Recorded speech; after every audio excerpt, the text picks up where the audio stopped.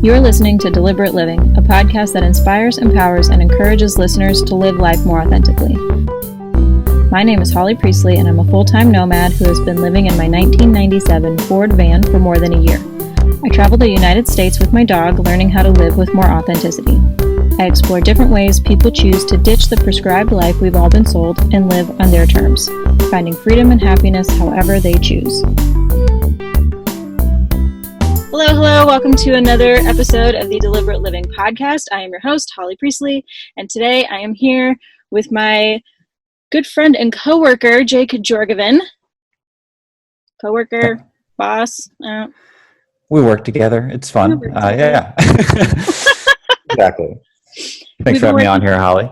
Yeah, thank you so much for being here. We have been working together for about a year, and Jake owns more than one company, of which everyone involved lives wherever they want. We all live and work remotely, and I wanted to have him on the podcast to share his story about how he got started with that, as far as starting businesses and doing it from anywhere in the world.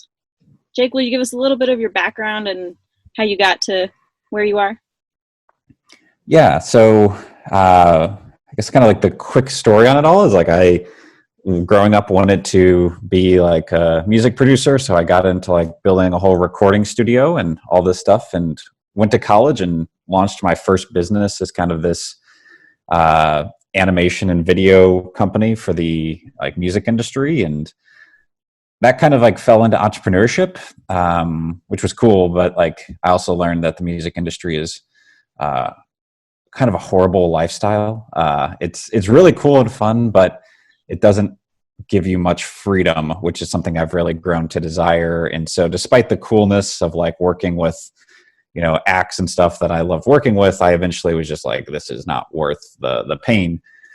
So went out and kind of just started building companies, I guess, that were a little bit more boring, but they provided freedom. And so I was doing like web design, digital marketing. And around the time I made that transition, I also started traveling the world. So I've been nomadic for about, I think, 7 years now, and visited over 25 countries, traveled the whole time with my then girlfriend, now wife, and have been doing that. And along the way, just, like started with one, like freelancing, then built a first company that got it to run without me, built a second that you're involved with Content Allies, and now I'm like literally launching a bunch more, as crazy as it is. And I'm also getting back into music from a fun perspective. Yeah. And I literally make EDM music on like all my free time, and I'm like seriously pursuing that, and like committed to being like, you know, in a post-COVID world, someone who plays at music festivals and has crazy kids on drugs like come, you know, dance to my music. So that's like the high level journey of where I'm at. But I use entrepreneurship to like fuel and fund and like enable that, instead of looking to that as like a music an income source now. So I love it. Two questions. Well, one, I guess, is more of a statement. I do quite like the songs that you drop. I listen to them while I work. I listen to a lot of EDM while I work. So how can people come find you online for that? TheRabbitArt.com is the website where all the music and stuff is at. So perfect. And the second question was, you've mentioned the word freedom a lot and how different jobs didn't give you enough freedom, and so you started doing entrepreneurship to fuel freedom. I have an episode earlier in the podcast about the 4 different types of freedom. So what does freedom mean to you specifically? What is it that you're looking for? Yeah, there's like a lot of things. Like when it started, it was location was like this first exciting thing, because I had like been tied to an office with my first company, and like we were video animation, so we had like these servers and equipment, and like, you know, we're doing events, so you like have to physically be at the event and stuff. And so the first one level, I guess, was for me like getting to location and being able to travel, but then I was still working a ton. I was just like working from Mexico or some weird place. And so eventually, like I started, I guess, having more freedom of time. Yeah. And that took a long time to get to. And so that's a level. And then there's like, even once you get there, you know, there's still just the reality of like finances. And my wife and I went to a stupidly overpriced college, walked out of there with a combined debt of $150,000. And yeah. And so we've just spent most of our 20s like paying that down. And it's just like, and so like, and we're in like the final stretch of that. And it's just like, and for me, like that's another level of like getting out of this, like to like financial prosperity where like I'm not afraid of money anymore. Cause like there was years of just fear of money. And so like I feel like that's the phase I'm starting to move into with like the various things I have going, to where I'm like, I'm not worried about not being able to pay the bills, which is uh, a good freedom. And then that, enables me to feel comfortable making music more and stuff like that, and just enabling other things. So there's like a lot of layers to it. I read that article and I can't remember exactly what all four was, but I think I hit at least three of them. So Actually, I think you actually hit all four of them: freedom of time, freedom of location, freedom of finances, and freedom of creativity. And yep. you kind of used each one to build up to the next one, which is exactly what I talk about, and how you can, everybody wants generally one the most. And for you, that was location. And you were willing to give up the other three for a little bit. And then once you were able to secure the freedom of location, then you're like, all right, now I want more time to myself. I don't want to be working 24/7. And then you were able to grow your freedom of your income and your freedom of your finances. And now you have that freedom of creativity to work on your music. And I think that's outstanding. I think that's phenomenal. Yeah. And I would even say on the freedom of creativity, what's cool is now that I have like one business that does really well and like provides, and I've got the second one that's in the works. I also just have like the resources and the capabilities and the team to really launch like a bunch of new businesses. And that's for like, really, I'm like launching like 5 new companies right now. And it's like in partnership with other people, but it's only because I have like the resources to do that, because I've got like the financial abundance and I've got the team and the people around me that enable that. So it's, I don't know, I feel like that's another interesting level that comes with it, where business is fun and creative now and not just like slogging to try to pay the bills, which is a cool spot to reach as well. Absolutely. Absolutely. When you first started traveling the world and doing your own businesses, was there anything that you were like afraid of, anything that held you back at the beginning that maybe made you delay a little bit? Or did you just jump in feet first and not really think about the consequences? It's definitely a little scary. I remember I just like bought plane tickets and I was like in this weird healthcare startup. Like after my agency, like before I started doing the travel, I also like had a giant flop of like doing this healthcare startup with this like angel investor, where he was like, I'll give you money and you're going to go do this healthcare startup of this crazy idea that I have. And it was just like, I was walking around in like suits and like button ups and like trying to cover up my tattoos. And it was like this 8 to 9 month period of like lying to myself and being like, what the fuck am I doing at the end of it? And just being like, this is not me. And then I just like went from there to like flying to Mexico and just doing whatever I could do to pay the bills and make it work. So, yeah, there was a weird period in there where I feel like I got on the wrong path and trying to do what was success in other people's eyes. Yeah. And that's a big trend of my life now, is just like, actually, I have tattooed on my leg, stay yourself, as like a reminder to myself to like not get caught up in what other people see as success and just follow my own weird ass path. So Nice. How many tattoos do you have? 3 at the moment. So Nice. yeah, I also have follow the rabbit tattooed on the inside of my arm for kind of this diving into the unknown and seeing where it takes you. So I love that. I think that's amazing. When you bought the plane tickets, your first plane tickets to just go be a nomad, what happened? What were those first few days like after you landed and figuring shit out? yeah, so it was like I guess I bought them with like 3 months notice, and I still like remember the look on my wife's face at the time of like, I can't believe we just did that. Like, what the fuck? And but I had been just like hustling and trying to build as much freelance business as I could, just like trying to work from home, which was like a huge shift for me then. Mm-hmm. And so I was just like hustling, trying to get work. I was even using like doing stuff on Upwork at that point in time, just like whatever I could do to like pay the bills, and just got there. And it was super crazy, super awesome, and just like surreal and like really like weird and difficult to work at that point in time. I remember like I was in Mexico, it was like the first place we went for 6 months, and I just remember like, power going out and just being like, oh fuck, I have calls, like, and like it, and like so like it just like you just got to roll and deal with it. But yeah, I was just like doing whatever I could to pay the bills, and we were like scraping by at the time, but it was just like this amazing experience because it was just like also so low cost of living down there Yeah. that it was just like So if you're honestly easier to do. So yeah. by in Mexico, you are scraping by. Yeah. So it was a challenge, and like I was working for both myself and my wife, which made it harder. But it was crazy. So Yeah, I love that. I think that that's really important. And no matter what kind of like lifestyle shift you're going to make, the first little bit is going to be figuring it out and grasping at straws and trying everything just to figure out what actually works.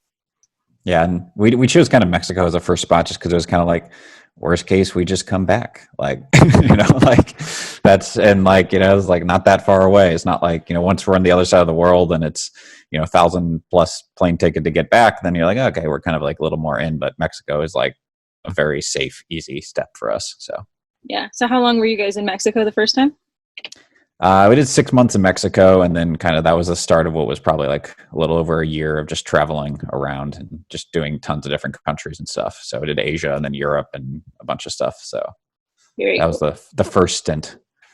Very cool. And now that you've been doing it for 7 years, what would you say is your reality now, and how has that changed? Yeah. So as we got it, like the first year, we just traveled like I think we did like 14 countries the first year, and it was honestly too much. It was exhausting and overwhelming. And now we moved to this place of basically like we'll go and we just like stay spots for a period of time. Like right now, my wife's doing a master's program in Germany for 2 years. Mm-hmm. So we're just like, oh, cool. We'll just use this remote lifestyle to just go let you do this master's program in a foreign country. And like that's this cool thing. Like it doesn't always have to be hopping around. Like it becomes like you have this freedom.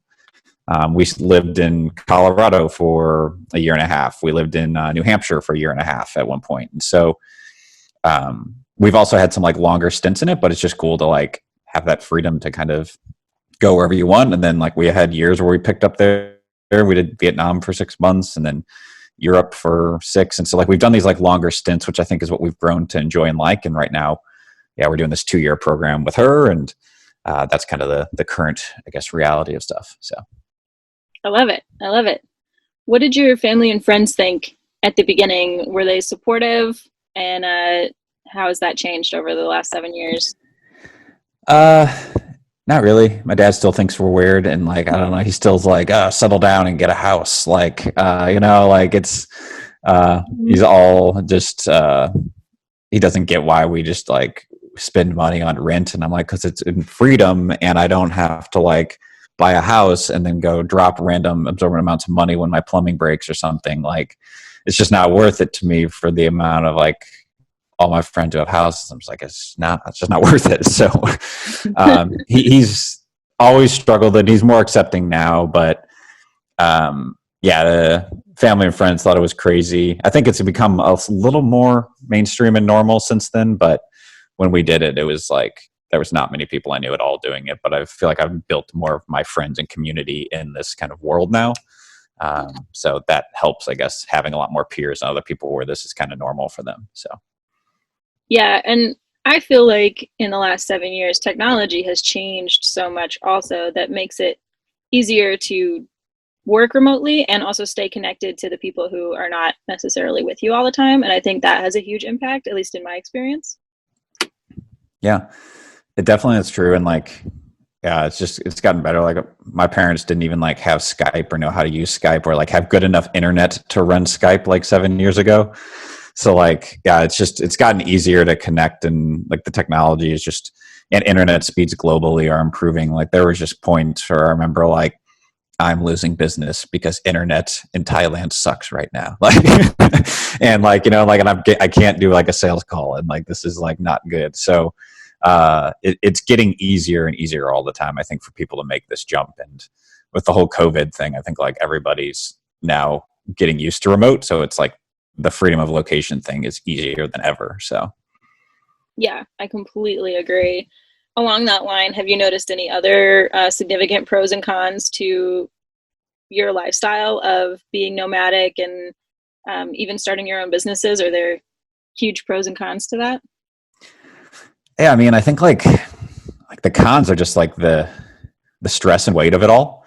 Like it's not a fun thing to have like really like crappy conversations about compensation or like laying people off or like uh dealing with like when like you hit a spot where like you struggle to make payroll or something and like having to like deal with those conversations and then figure out how to fix that and overcome that. So like there's just like running your own business, it's hard. Like there's just so many things that problems you're constantly having to solve. But the pro of that is just like you can design the lifestyle you want. Like in the middle of the day, like if I feel like making music, some days I just like, I'm just not feeling work right now. Maybe I'll work this evening. Right now I'm going to make some music. And like I just have that freedom to like almost work where like my energy is, and how it takes me, and just like it's just like it's amazing. Like I'm so like there's so many times where I look at my life and I'm just like I'm so freaking grateful for like how awesome of a life I have, and like yeah, it's just like amazing and incredible and stuff. And so like that's, but it's also by design. And so there's like the pros that come with it, but then there's also like the times where I'm like curled up in a like ball in bed, like, oh my God, I have to lay off people. Fuck. Like, like, and like, it's like, there's the highs and the lows to it all. So yeah. Yeah, absolutely. I mean, you have big freedom and you have big responsibilities. You're responsible for other people's income when you hire them to work for you, not just, when you started and you were a freelancer and you just have to worry about yourself or, yourself and your partner. That was stressful enough, but now you have 20, 30 people that you have to manage. That's a lot. Yeah. Yeah. And it's just, it's a hard thing. And there's just like, there's so many layers and levels of entrepreneurship that it's just like, it is really a skill that you just can get better at. And the bigger you get, the different the challenges are. Yeah. And it's just like, there's just layer upon layer of learning. It is like an art form in and of itself. Like I feel like I'm going to succeed in music because it's like the same principles as business. Like it's just all like learning how to just like prevail and like get through these things and like find, like market. It's all the same kind of stuff. That you just have to learn and just level up. And it's these like life skills and these mindset skills that you have to learn to like really just how do you like communicate, work well with others and lead others. Like I feel like that's what all of it ultimately comes down to in the end. Yeah, I completely agree. And I can definitely see how that transfers. I mean, making music or making art of any kind, you know, is a business if you want it to be. It can be a hobby if that's all you want, but if you want it to be a business, it's a business, and that takes a lot of the same systems and tools that you learn elsewhere. It's very multidimensional in that way. It's not just I'm gonna slap some tunes together. Yeah. It's and again, it's a lot of like learning how to like I think like collaborate with others. It's like how to market, and then also just like even like as I've been realizing, I was like I can't make it as an artist on my own. Like I have to learn how to collaborate and lead others to like help me, because it's like I can't make the music and post all the stuff on social and so like it's just like this leveling up, where I think like that's been honestly a change that happened to me whenever I started this. Mm-hmm. I had a company and I was like, oh, I hate managing people. Like it's terrible. I like don't want to ever have to be responsible for other people. Like I just wanted to get paid for my own work and like call it a day. And like I had that mindset for a few years, and this like leveling up of just learning to lead other people and build teams. Like I don't know. I like literally went through like 3 years of like, no, I don't want other people. Like I just want it all me. And then like, but it's like, yeah, I find like freedom now in the collaboration, which is an interesting thing. Yeah, I think that there's definitely some huge pluses to being independent and wanting to do everything yourself and, wanting all of that control, but it can also be really stifling, especially if your goal is to have more freedom of time, especially if you can delegate things to other people. And it also helps you like grow that financial abundance, which gives you the time to go pursue your creative ideals. I think that that interdependence is a really hard transition to make, especially for entrepreneurs, especially for freelancers, you know, who want to grow but don't want to be responsible for other people, or, you know, have a bad taste in their mouth from previous interactions. So that takes a lot of growth to have gone through, and to now be like, you know what, 2 companies isn't enough, I'm gonna launch 5 more. That's pretty significant, Jake. Yeah, it's like, again, I think it's a lot of like the internal, like, just stories we tell ourselves about stuff, where it's like, that first agency I had, like, I had a business partner relationship that blew up, and so I was like, I never want a business partner. And I've just had that story in my head for like 10 years, and I was like, oh, well, like, actually we did pretty good stuff there, but I just was kind of a young idiot and like screwed up that business partnership. I actually probably work well in partnerships. And so it's just like these interesting things that you like, I feel like there's so much of this like journey of like growth and stuff is just like overcoming these like stories you tell yourself that like are holding you back, that you're kind of blind to and whatnot. So that's just, I feel like, such a big part of the evolution of it all. I completely agree. I totally agree. Um, would you mind talking a little bit about what it costs you to be nomadic and how you afford that? Yeah. I'd say so for my wife and myself, if we take out like our student loan bills, payments, we spend about, at the moment, we spend averaging probably between 4,500 and 5,500 a month. And like, that is like us living at our, like, what I would say is like very well off for us. That's like us not trying to be cheap. Like, we buy the stuff we want to, and like, we're happy. Like, I also like, I'm not like hungry for like insane amounts of money. Like, I want to produce more because I feel like that's like the entrepreneurial skill, and I want more security. But like, my wife and I have often talked, and we're like, yeah, like, pretty much at this point, like, I don't know what the hell else we would buy that would make us happier, you know? And like, so like, even though my income is often like higher than that, like, we're just paying down debt and like kind of putting buffers in place now for us. Um, And so whenever we, is go ahead. that amount because she's in Germany and you're in Montreal, or is that what it costs if you're co-located? I know some parts of the world cost more than others. It varies so much. Like, I track our finances, so I'm giving you like the average range of fluctuation. Mm-hmm. At the moment, yeah, like, I'm stuck in Montreal due to this whole COVID thing blowing up, and European Union borders are closed, and I can't get back to her. So technically, we're paying double rent now, but like, so maybe it's a little higher right now, but it like I said, it fluctuates as we move around. But I would say that that's our kind of average base cost. Whenever we started, Mm-hmm. we were spending around like $3,000 a month and living like as cheap as we possibly could. Yeah. And so like, and again, also like, that was again like 7 years ago. So inflation's slightly different since then, but that's like kind of the rough range of where we started and what we get to now. And I don't honestly see us raising that too much in the future, and instead just kind of building buffer and security. So Yeah, absolutely. And you afford that from the 2 companies that you have started and are growing now. Because she's in school, yep. so she doesn't earn an income. Is it just from your companies, or does she have a job?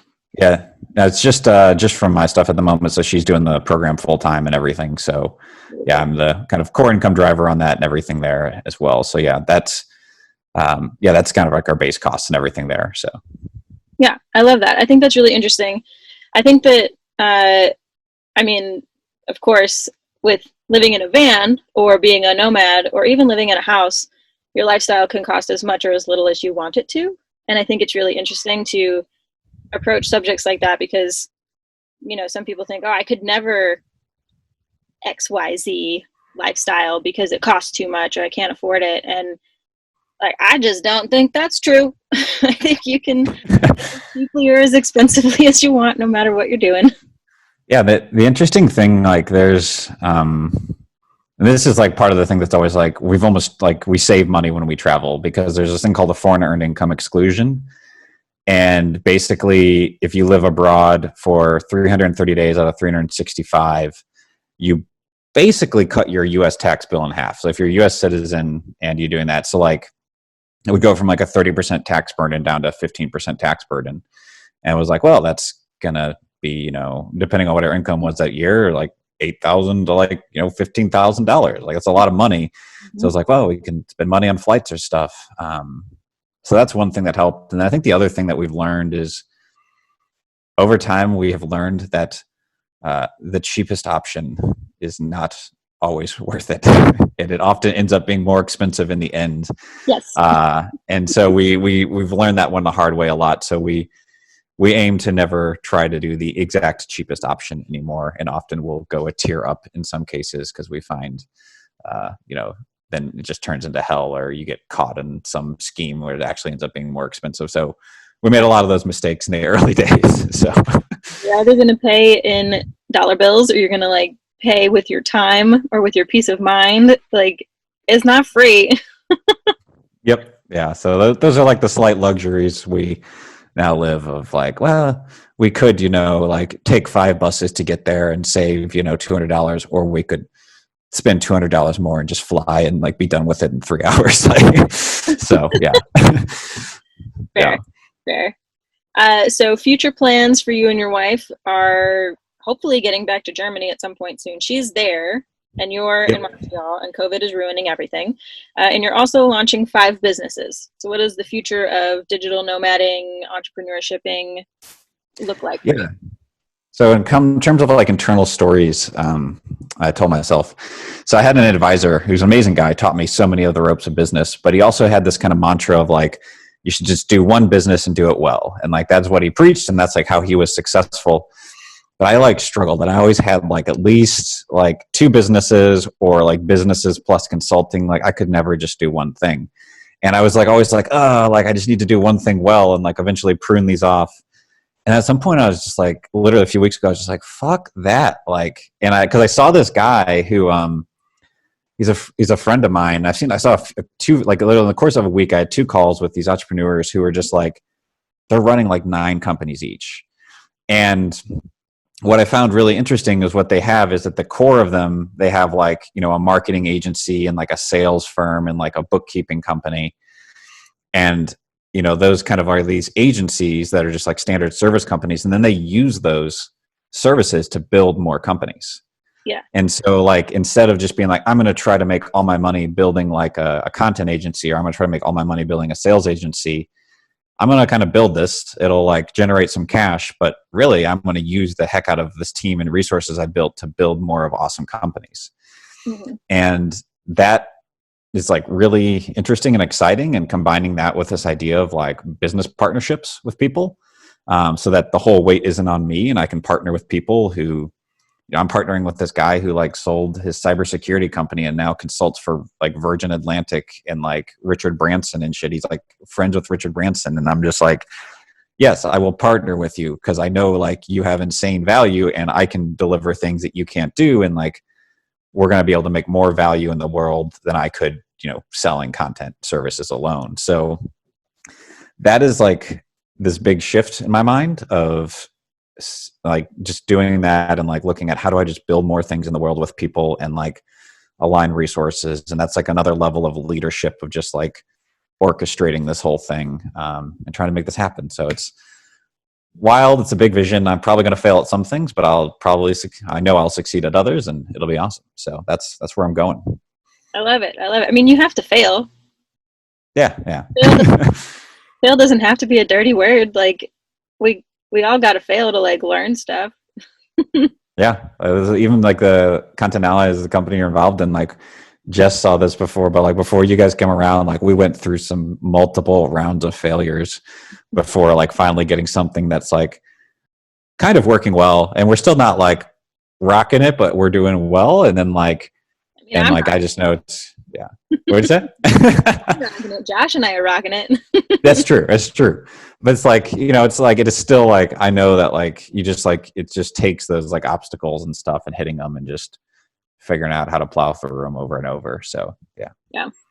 Yeah, I understand. I love working with smaller companies and with startups and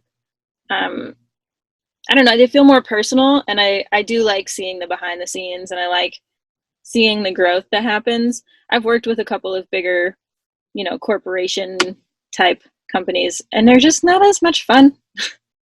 Like, not only are the assignments not as much fun, but like the the team camaraderie is like not there, and I don't know. I feel more expendable, uh, and I don't. I just my personality is very much like I will deal with the uncertainty of working with smaller companies for the character and the chance at like seeing things from the ground up. You know, it's a trade off. Yeah, I totally agree. It's I've had many points where I was just like, I like feel like I like I should go toward corporate sales because like bigger companies have more money, but it's like every time I talk to like these corporate decision makers, I'm just like, I can't relate to you because you just care about your job and like security, and you don't like there's nothing about the ROI. Like it's just like fuck this, like it's just Yeah, stupid.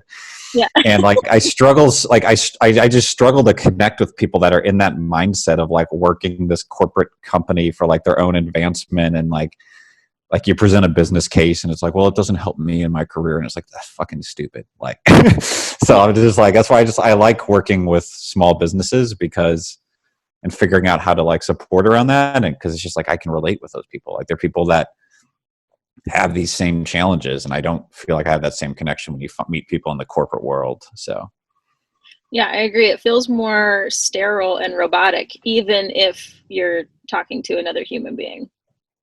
yeah, exactly. Yeah, it's like you're just yeah, it's just like I don't know. My whole life I've like seen the world as just like this. Like corporate is like this system of like terribleness that I like wanted to like operate outside of the system. And from like a very young age, I was like, fuck the system. And like, I wanted to do my own path. And like, that's been a theme of my life pretty much ever since. And so I'm just going to keep working with small business owners because they're way cooler. So Yeah, so cool. I completely agree.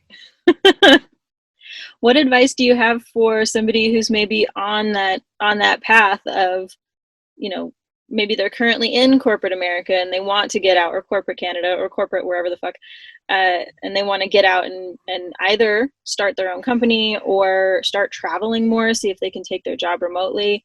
What advice would you give to somebody who's like almost there, but is like holding themselves back and might be a little bit afraid?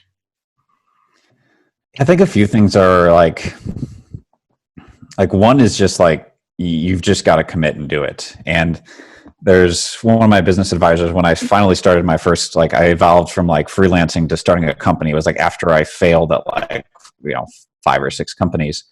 And one of the things he said to me at the start was like, so just assume you're going to succeed at this. And like, why are you choosing this company? And it was such a weird thing for him to just be like, yeah. So like, it's, most people, like when they go into something like, oh, is this going to work?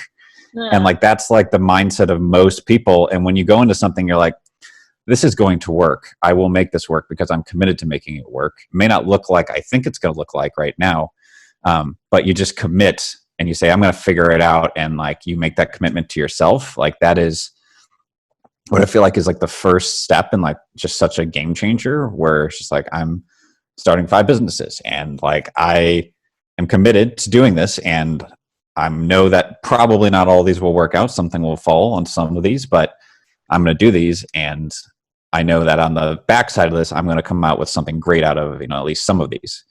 And so like it's just kind of making that commitment to yourself, whether that's to travel, to quit your job and like figure out how to go out on your own, whatever that is, or to start making side income, any of those kind of things. Like I think just making that initial commitment to yourself is the biggest thing, and then realizing that like you have to level up to actually live that, because when you're trying to commit to something bigger that you want to get to, like you probably don't have the capabilities or the skill sets to do it right now, because otherwise you'd already be doing it. So like you're gonna have to level up, and like your own internal growth is just like such a big part of it that you just there's a reason that personal development and entrepreneurship go hand in hand, and it's just like because they are essential. yeah, You are the thing that holds you back pretty much. I love it. I love it. I think basically what I heard in other words was like you need to commit to what you want to do, but you need to be flexible about how you're going to get there. And if you're going to go start a business or any other lifestyle, that's all on you. You can make it happen, but you're one who's holding you back.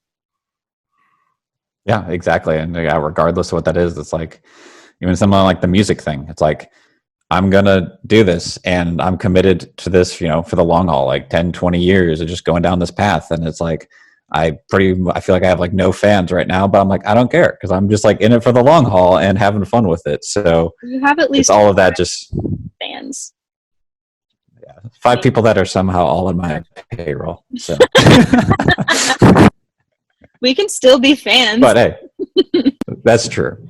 That's true. So, but it's just, again, it's just that commitment and just like, when you make that, you're just like, you slog through the hard times when you know like what the long-term game is. So, yeah. And I think everybody, no matter what they're doing in life now or what they've been through, everyone has experienced that in some way where you're going to make it through whatever situation you're in and you don't necessarily know how. So like whether it's like, you have a romantic relationship with somebody and you love them and you're going to make it work no matter what, and you have hard times and you have fights and things get dirty, but then you like make it work because you are committed to making it work. Or, whether it's a job or even if you're like on a hike and maybe you shouldn't be doing that hike and you're not ready for that hike, but you did it and now you got to get all the way back to your car.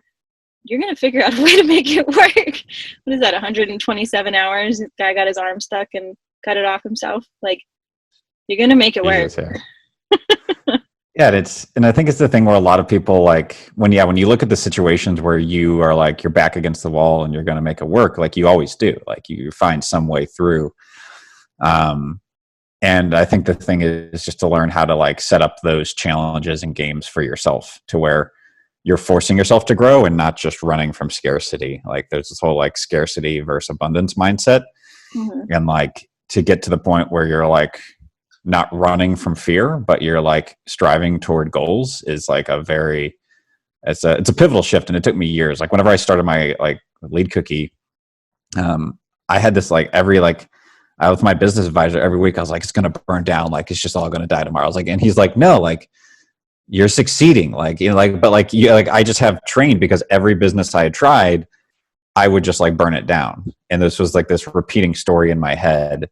And so like, it just becomes this like mental retraining of like, no, like I'm succeeding, like this is working. But like you just like, it's crazy. Like the patterns that your brain will put you in, like that you've like conditioned yourself in for years and stuff. Yeah. I think that's really, really interesting to consider that like you fail and you fail and you fail. And so you start another company and you fail and you fail. And then you start companies because you want to succeed, but you've trained yourself that you're going to fail. So you believe you're going to fail. So maybe you don't act in the right way, but then also success doesn't look like you think it's going to look, success doesn't look like Richard Branson, like today, if you have a history of people who we find to be successful, and that definition is varied for every person anyway. I mean, everybody fails to succeed, but you don't think about it when you're in the middle of it and you're like, everything's burning down around me right now. This is not what success looks like. I'm failing. And then you kind of come out of it and you're like, oh, well, I didn't burn down. How interesting.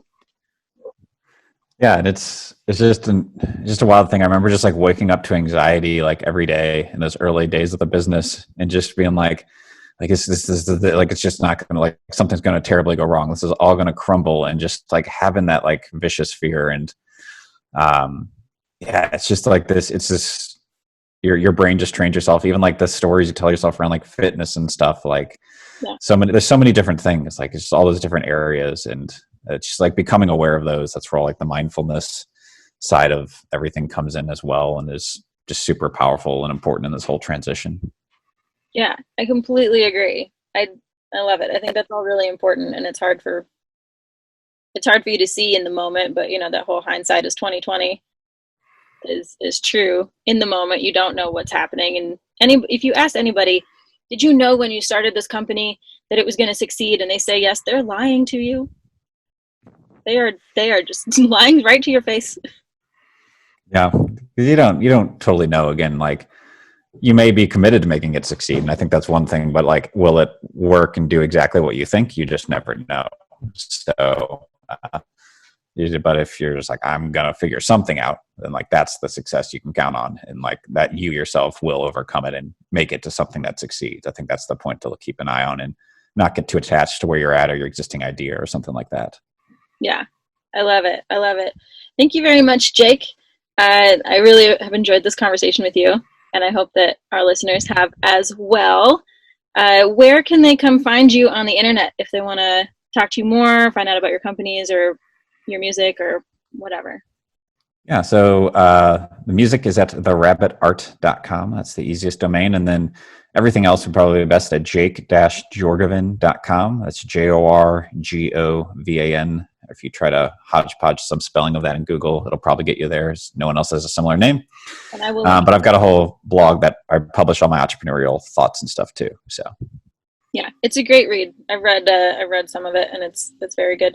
The text could maybe use a little bit of editing here and there, but the concepts are great. I literally just like write, and I have a copy editor who like checks for complete, typos. But other than that, I just pretty much just vomit out my thoughts and let them go out pretty much unedited, which because rawness and transparency is a value I hold with my writing. So yeah, they probably could improve on editing, but I just aim for volume and transparency. So I love it. I think it's great. Thank you very much, everybody, for listening, and keep your life on the DL. We will be back next week. We've reached the end of this episode of Deliberate Living. You can find the show notes and everything we referenced over on my website, and be sure to subscribe wherever you listen to podcasts on YouTube, or sign up for email updates every time something new is published. I'll see you next time on Deliberate Living, and until then, keep your life on the DL too.